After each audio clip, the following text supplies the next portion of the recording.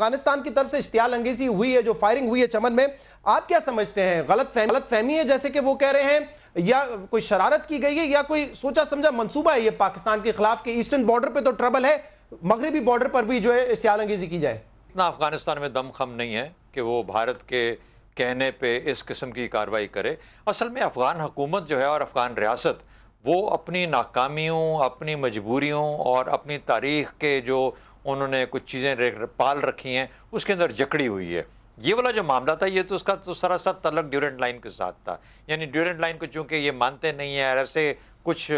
گاؤں اور ایسی جگہیں ہیں جو کہ دو حصوں میں بٹی ہوئی ہیں اور اس کے بیچ میں سے لائن گزر رہی ہے۔ افغانستان کی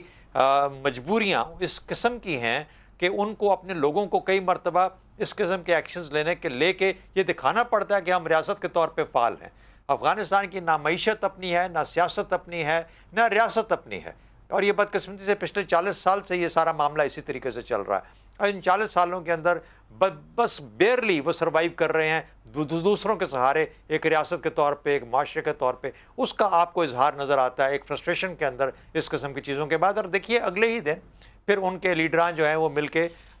یہ کہنا شروع کر دیتے ہیں کہ ہم سے بات چیت کریں، اور کوئی مقابلہ تو نہیں ہے پاکستان اور افغانستان کا، یعنی کسی بھی صورت میں، نہ معاشی طور پر، نہ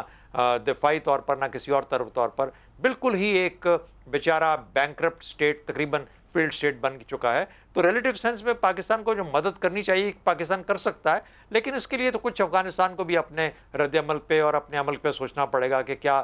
وہ جو کچھ کر دیتا ہے کبھی کبھار، پاکستان بہت زیادہ اس کو فورگیو کر دیتا ہے، بہت معاف کر دیتا ہے، ہم اوور سی کر دیتے ہیں ان چیزوں کو، لیکن جہاں پاکستانی شہری شہید ہوں گے یا پاکستان کے علاقے میں کوئی آئے گا تو ظاہر ہے جنرل عامر نے بولا اس طریقے سے جواب تو پھر ملے گا۔